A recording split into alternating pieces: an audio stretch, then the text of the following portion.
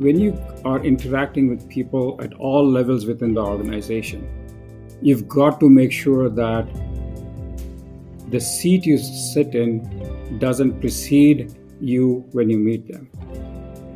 So how do you do that? The way you do it is you go to where they are and make them feel comfortable. Make them feel comfortable with your presence, that you are someone like them and are interested in knowing what they know and learn what they know, while you're also teaching them something that you're bringing to them. Around the Table is an Illuminaire podcast hosted by John Healy and me, Karise Hutchinson. This podcast is powered by Nuida, developing the next generation of leaders. For over 2 decades, Nuida has partnered with the world's leading financial institutions and technology firms to build the skills, mindsets, and confidence their people need to lead in a digital world. From early career engineers to senior executives, their expert-led training programs help organizations accelerate transformation, adopt AI, and deliver real business impact. Learn more at nuida.com. Well, hello, and I am very excited to be around the table here today with Karise Hutchinson. So I'm John Healy. I have had a long career in business and leadership, and Karise has had a career as a real academic in leadership, professor of leadership at Ulster University, and also the chief exec of Illuminaire, a leading leadership publication. These series of podcasts that we're putting together, Karise, are very timely, getting people to think about their leadership, to reflect on their leadership, and to do that by concentrating on a particular theme. And the theme of this podcast is around words, and the word for today is a word of humility. I am so excited that for this conversation, we're joined by my ex-boss from Allstate, a man who was truly inspirational in my leadership journey, and I'm so excited that Suren Gupta is joining us, and we'll hear from Suren soon. But in terms of thinking about leadership, in terms of thinking about that word humility, I'd be interested to hear from you from the academic perspective. What does it mean to you? Yeah. So when it comes to a word like humility, I think that there's a lot of talk about it, John. And I just think with that, sometimes we can misunderstand it and we can have a number of assumptions that are not actually correct. So I think it's important before we kick off and we actually hear the strategic insight and that hard-won wisdom from Suren, there's a lot of definitions out there about humility, but I always think it's good to start with what it's not. So it is not weakness. It is not low self-confidence. And it's not about diminishing yourself, or sometimes what we do here in Northern Ireland is we downplay our contributions. That's not what it is. In this episode, I think what's really important is that we are actually not talking about a momentary behavior. Oh, that person's very humble, or what they did. We're not even talking about a personality. We're actually talking about a posture. And that posture that actually is how a leader sustains that over time. So we're defining it as holding a responsibility without pretending to have the total certainty, and staying open, teachable, relational, so people can actually learn and adapt together, because things aren't clear right now, John. We're living in this grey zone. Things have never been as unclear, with as much volatility. And just as you're saying there about this idea of being willing to ask, that and look for others to help with the answers, I think it is more relevant today than maybe ever. Absolutely. So Suren, thank you so much for joining us for this podcast. Suren, you are the president of Allstate Protection Products and Enterprise Services, and as I say, I've worked with you in a past life. You, by any measure, have had an extraordinary career, and I'm sure that our listeners will be absolutely delighted to hear about that. But before we do, Suren, for all of our guests, we've asked them to bring a book or to think about a piece of art or literature that has really resonated with them during their leadership journey. And I'd be very interested to hear what it is that you brought along for us today. Okay, John, good afternoon. Karise, good afternoon. John, first of all, thank you for giving me this opportunity and thank you for the kind words. I must say that I was really blessed to have had the fortune for us to work together for a number of years together. You are a great leader in your own right, and for me to have the honor to sit here and share the podium with you guys I'm really, really thankful for that. So to begin with, I'm going to show you something. It's a book about a person that I'm going to talk about. Let me get this in focus and see if we can see that there. Yeah, My Journey. Yeah, My Journey. And the name of the person that we're going to talk about is APJ Abdul Kalam. Dr. Kalam is a pretty well-known person in India. But before I talk about him, let me just paint a scenario that is going to be helpful for our viewers and our listeners. So in the late 70s, mid to late 70s, India had a very ambitious program to launch into space. So early on, they created an organization called the Indian Space Research Organization. And at that time, in the late 70s, there was a person by the name of Professor Satish Dhawan, who was the chairman of ISRO.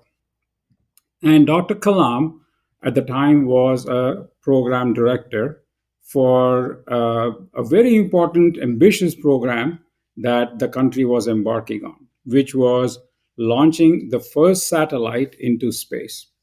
So the day is August 10th, 1979.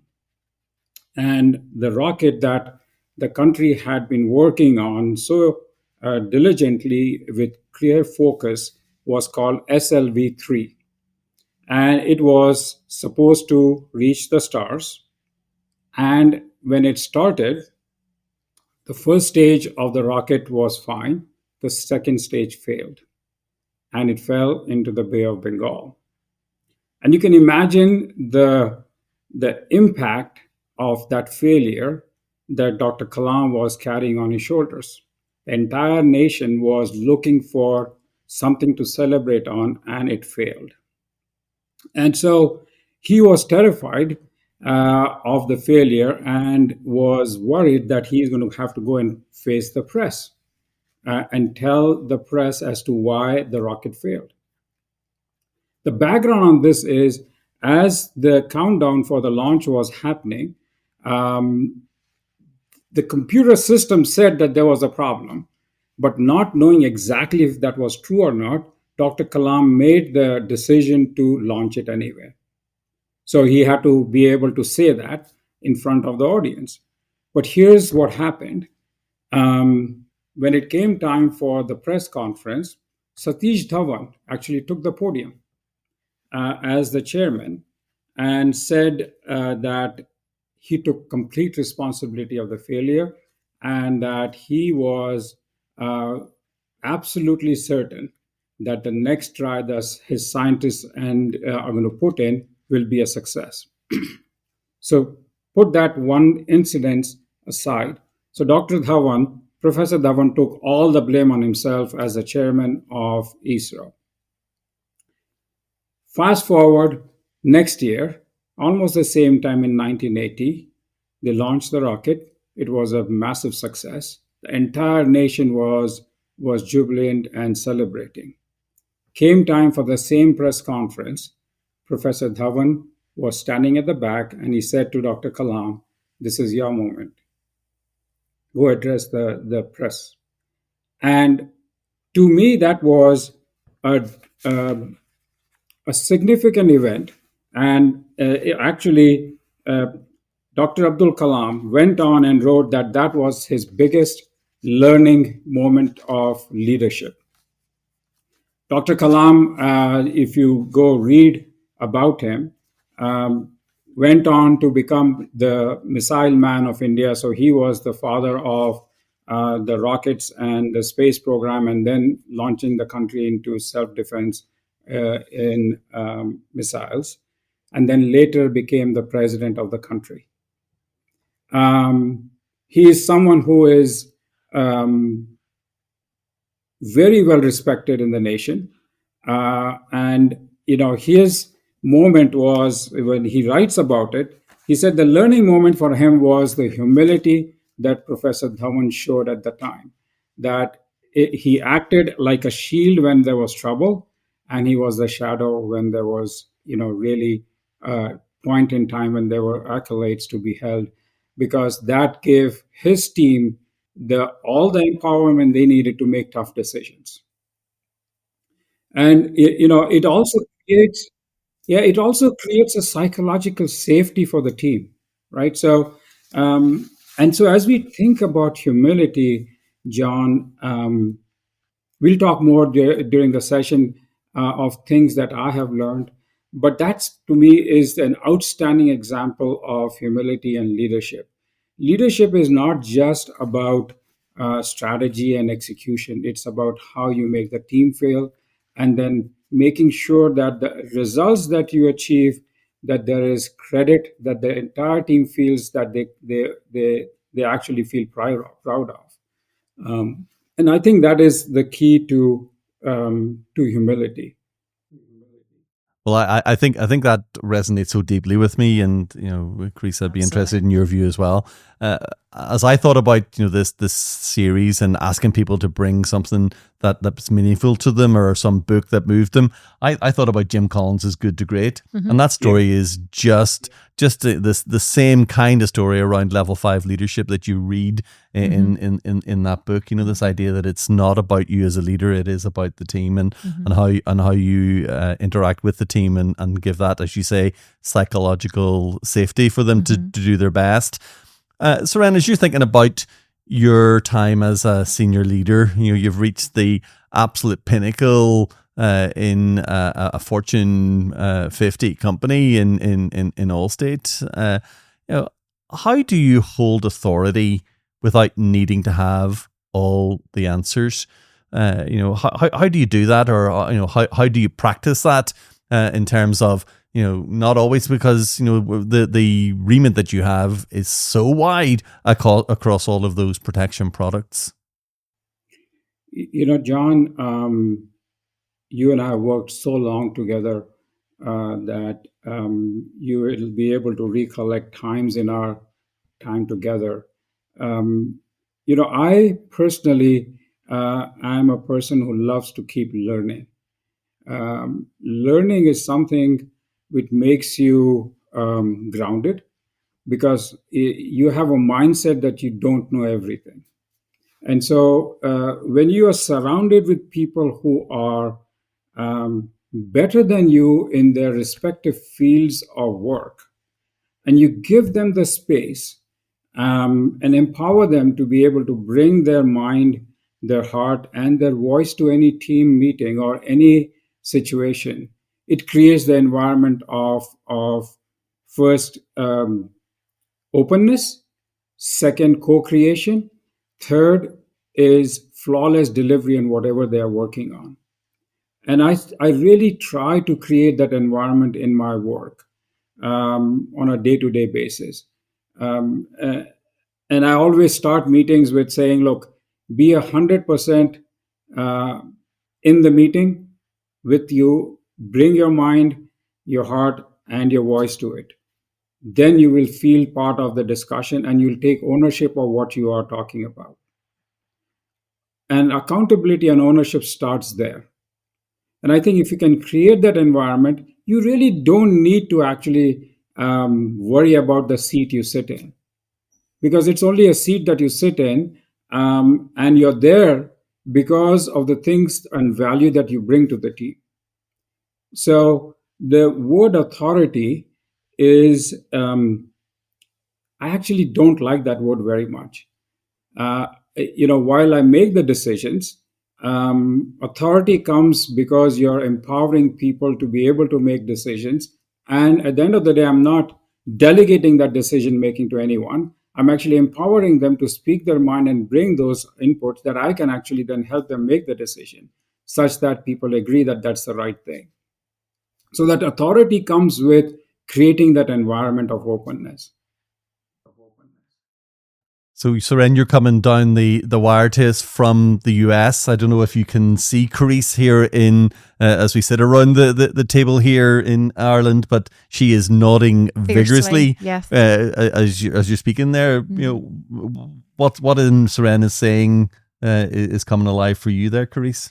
I think, Suren, when I'm hearing your words, I hear the phrase like the importance of. We talk a lot about influence in leadership. How you influence, and what you've actually captured and what you've shared to me is the moral authority, that actually you don't have to state your authority. You don't have to refer to your title, your position. It's not about positional authority. It's something that's earned, John. And I think that's the piece that leaders listening need to realize, that just because you step into a leadership role does not equal authority. We've all had leaders in roles that will be more senior, but do they actually have authority? It's this sense of how you earn the moral authority. So that was was really resonating. John, one other thing I'll add is when you are interacting with people at all levels within the organization, you've got to make sure that the seat you sit in doesn't precede you when you meet them. So how do you do that? The way you do it is you go to where they are and make them feel comfortable. Make them feel comfortable with your presence, that you are someone like them and are interested in knowing what they know and learn what they know, while you're also teaching them something that you're bringing to them. Yeah, no, I think that showing interest in others is, such a strong theme, and it's amazing how many leaders don't think that they just need to do a bit of command and control, and that's how you get the results. And even our technology, John, our attention, our distraction, because we're not being fully present. Yes, and that's a very active debate for young people coming it's through. Back to Suren's opening, be present, be here. That be alert, don't be distracted, and that's a force that we're all reckoning with as leaders around the table. Yeah, something you said, Suren, on the way through there was you talked about being open to that continuous learning. What is it about you, or what helps you to be open and teachable? Rather than being defensive whenever somebody might challenge you. How do you, or what is it about the way that you have developed your leadership over the years that allows you to stay open? So one thing that is very important, I think, with any leader is, if you are going to bring a group of people together, let's say I have a meeting in the morning the next day. What I always do is ask, what is the content of the meeting going to be? What are we going to talk about?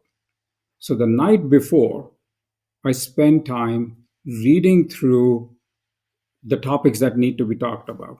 So I go in there prepared from my standpoint with all the things that I need to know to the extent that I can. So when we are engaging in the discussion, it comes across as me trying to help them because I know a little bit about what they're going to talk about. So preparing yourself in advance will always help the leader to be able to have a meaningful discussion with whoever they are wanting the discussion to have, right? So I actually do a lot of reading every night. Sometimes it is not really pertaining to what the next day's events are going to be. It's going to be things of interest to me. So I think that's one way that you prepare yourself. The other is, I think the most other important thing is to make sure that you find people who are who know more than you know about topics. and surround yourself with those kind of people. Build a team that you're not worried about someone disagreeing with you. In fact, you want that dialogue to happen, because disagreement at times or difference of opinion has to be respected, and that difference of opinion makes you a better person because you're looking at it from different perspectives. Yeah, I think leaders or people who are aspiring to leadership don't realize how difficult it is and how much work actually has to go into it, and that level of preparation for whatever circumstance that you find yourself in. We don't always get it right. You talked about the rocket, and first time round a complete disaster, second time round off it goes. And truly reaching for the stars. But how do you recover? And I'm not talking hypothetically here. I'm asking how you recover whenever things do go wrong, or you're wrong in a conversation or a dialogue, and somebody else does have a better answer than you. I think, and this has happened to me many a times, where I have come in with a position based on the data and the facts that I know at the time. And I come into a situation where I say, okay, this is where we need to go. But then I always ask people, do you agree with this direction that we're headed? And if there is a difference of opinion, I absolutely make sure that that is taken into consideration. In spite of all that, failures happen. And when a failure happens, you have to make sure that you are front and center of taking accountability and responsibility for it. The sooner you do that, the better off the team will feel, and you have more time to recover from it.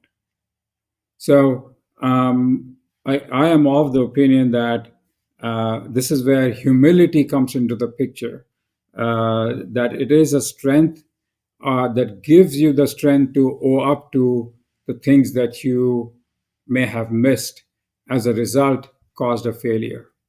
It makes you humble, because then you very quickly recognize that you don't know everything, and the results and outcomes that have happened because of those kinds of things. So you have to owe up to failures. It's like the example that Dr. Kalam had in his experience. That's right. But I was just going to come in and ask Karise about the same thing. You must see it all the time in the university. You're there. You're the professor. Everyone expects you maybe to have all of the answers. So how can you teach that? Well, I actually was just reflecting on what you were saying, Suren, and I was just thinking, a big part of leadership is how we transfer what we learn. Like John was thinking about your story and how your first experience of like actually learning humility. I mean, I'm wrestling with that. I teach leadership. I'm telling them, and we're going to hear in a moment about the compelling research around this, but actually the teachability around it. How do you transfer that learning? And I suppose, Suren, my question, just going on that train of thought is really then, how do you actually make sure or create the right environment for leaders to learn what you've learned and to actually emulate that? Because we can model it, but that's no guarantee that anyone else is going to do it. So I think there is something about that. So I'm just curious, in terms of your teams and your vast experience on actually developing leaders, how do you do that? How do you recruit for it? How do you develop it?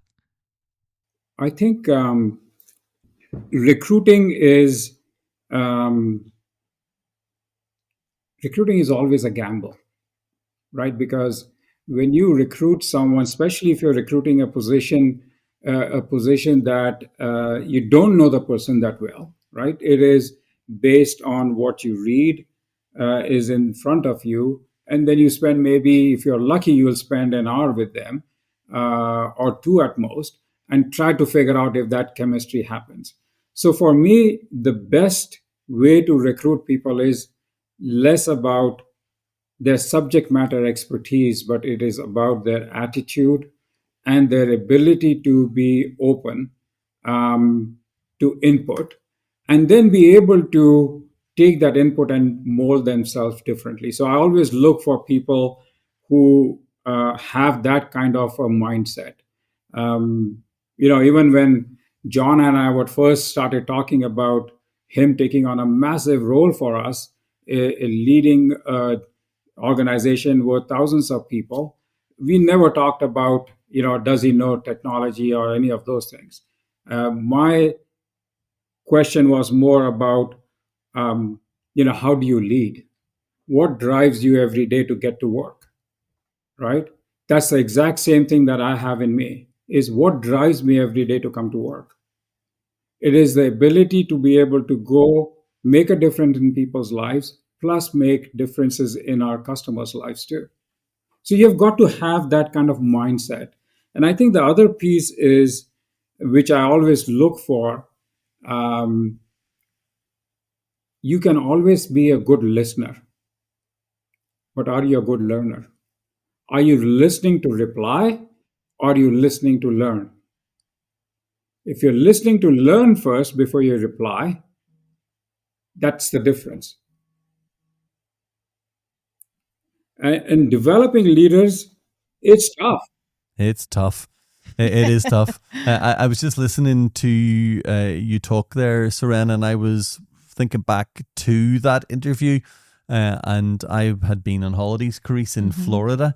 And I flew up to Chicago to meet Suren for the first time. And whenever you're in an interview, it's a two-way street, so many of us as leaders, or as Suren was, looking for somebody to join the team. And you've got to remember they're evaluating you as a leader as well. And I can tell you, Suren, I came away from that saying, I want that job, because of the type of leader that I saw in front of me. And that is so important. I suppose resonates totally with the theme, the word at hand. And I think the world needs it, John. I mean, if we look at the public leadership narrative right across the world, it can't be a fake thing. It's got to be a real thing. Because people coming to join your organization will see that fakeness. Can I add one more thing, John? I think it is important from my learning. You as a leader have to always think about, it is not about you. It is about the team. It is about the cause and the outcome that you are there. You are lucky to be in the position to own that role as a leader to enable that outcome. So you have to always think about, it is not about you. Because the moment you think it's about you, then your ego comes into the being, and then it becomes a problem. Bang on. So I think, Suren, you've just captured in the first point, and that's really around this common phrase that we hear. We don't see it or don't feel it, but that sense that leadership is not about me or you, John, or you, Suren, but it actually, there's a responsibility where it starts with us, that we have to understand what actually this is and what leadership is actually about. It's a dynamic process. It's not a title. It's not a position. That actually it is an awesome responsibility and the posture of humility. And I think when I look at a lot of the research, we're grasping at straws because we have never had more disappointment or frustration with quite high profile failures, not even just politically, but like even in business. And there's this sense we're in these contested spaces right across the world. And I think the biggest marker for me when I reading the research is that we need self-aware leaders. Because, if someone's telling you that you're humble, they're humble, it's a good sign that they're not. We don't, that's not the phrase that you use. So I think in this grey contested space that we are leading in, there is something about the openness and the teachability of leadership that the research is now saying, hang on, if it's not about us, because ultimately it's not, no matter what sphere that you're in, I think there's a real advantage. And we're starting to see the research talk about humility, that posture to lead through this. Let's be real, we don't have a map. There's no blueprint. So that teachability and openness is paramount. And the second one, John, really comes round to the major benefits of humility, and we're talking about genuine humility. And the first one really is that at an individual level, the research is is quite amazing. It's saying actually when you have a humility as your posture, you have better judgment. That under uncertainty, and there's the work of Daniel Kahneman and others that actually say it actually helps to reduce the overconfidence and that sense of cognitive bias that, let's be real, we all have it. So there is a better judgment. And my goodness, do we not need that? And the second one is around adaptability. This we talk about flexibility, the ability to keep continually pivoting. And if you have a greater learning orientation of humility, well, then you're going to be able to adapt and pivot. Yeah. And then there's a credibility and trust, Suren, and you nodded to this in terms of how you build psychological safety. And when we see someone that is truly carrying a posture of humility, then actually in a room, you're like, there's a level of credibility and there's a level of trust, because a leader's going to admit that when they get it wrong, and they're going to say, I'm not the expert here. I've done my homework, but actually, who else here has the knowledge that they're willing to do that? And there's another area which is around the development of resilience, that how humility, the research has made a really direct correlation between humility and our ability to actually be more resilient. And that means to regulate our emotions. And there's a lot of emotions out there.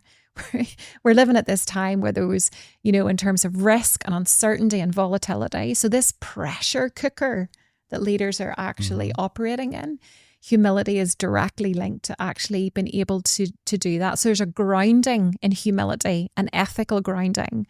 And I think that tips into the whole idea of integrity, the fact that we're less prone to hubris, we're less prone to be just go with the blind spots and to be aware. And then when it comes to teams, the research confirms all what Suren has talked about, which is actually this importance that Amy Edmondson and other colleagues at Harvard talk about psychological safety. Teams learn better, they learn faster. Which is really important. We need the speed. Businesses. We need the speed. That's it, and we need the engagement. We need people to stay with us.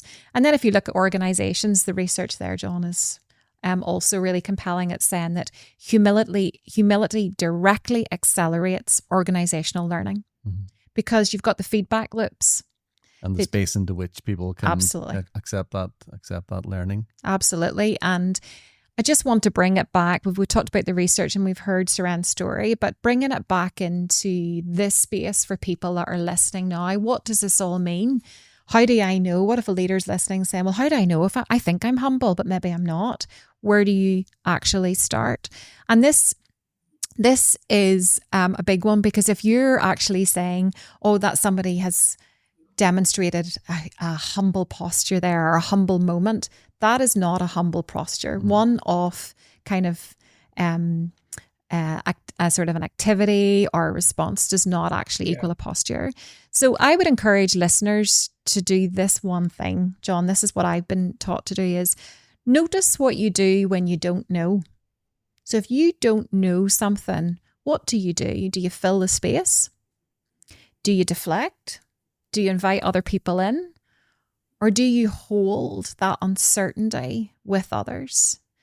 And I think that's a good mirror to look in, a mirror, and ask a few people to go on that journey with you. And be open to the feedback, because sometimes you don't like the feedback. You might think that you're the most humble person, and actually self-awareness. You're not aware at all. So I think we're very clearly there. We can hear that the science is compelling, and in the conversation here today with Suren around the table, we have explored some of those starting points. But Suren, I want to give our listeners the opportunity to hear the final word from you from around the table. So for leaders who are aware that they want to lead their teams differently from today, what do you hope that they would learn from your story of humility? John, this is I've been thinking about this last night as to what would I say, how would I sum up my life journey so far in 2 or 3 sentences. And here's what I would say. I wrote down 2 things that I want to make sure I'll bring it out.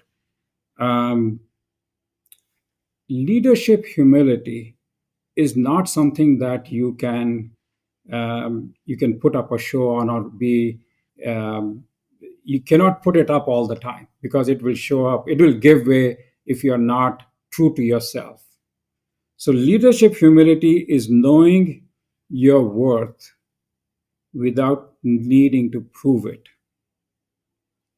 and using your authority. I'm going to use the word authority that we used earlier, to elevate others rather than yourself. So give credit to people more than you take for yourself. Listen to learn and not to reply. Share credit generously and taking blame personally. So that's the mindset that you have to have, because there will be situations also, to the earlier comment, where you'll come into an impasse. The impasse is that, who's to make the decision? That's the time when you step up to say, here's where we will go, because of the factors and the facts that you have considered and actually asked input on. That makes people feel part of the team, in spite of the fact that they didn't come to a decision themselves. The leader, they were looking to the leader. The leader has to step up at that point. Humility does not mean that you are not stepping up in times of need. You have to step up. It's like what Karise said earlier. Well, there's That's the what I would say, clarion cry. The Yeah. clarion cry. You have to step up and step into this kind of leadership. Very strong leadership tenets that we can take away from this conversation around the table today. What a word, John. Yeah. Like there's such a significance So in much what in we've it. heard today, and a weight of responsibility, but a beautiful opportunity for listeners to actually step in and step up. Step in and step up. Suren, thank you so much for joining us today for this conversation around the table on humility. It's been an absolute pleasure to have you here. Karise, thank you so much for bringing that academic scaffolding that directs us to the science behind these leadership traits. And thanks to all of you for listening to this week's podcast. We will put up links to all of the materials that were referenced, and that includes the book that Suren brought along to frame his conversation here with us today. Thank you all very much for listening. Thank you. Thank you very much. Thank you, Suren. John. Thank you, Thanks, Karise. John. Many thanks to David Glendenning, an artist from Northern Ireland who provided the soundtrack for this podcast show.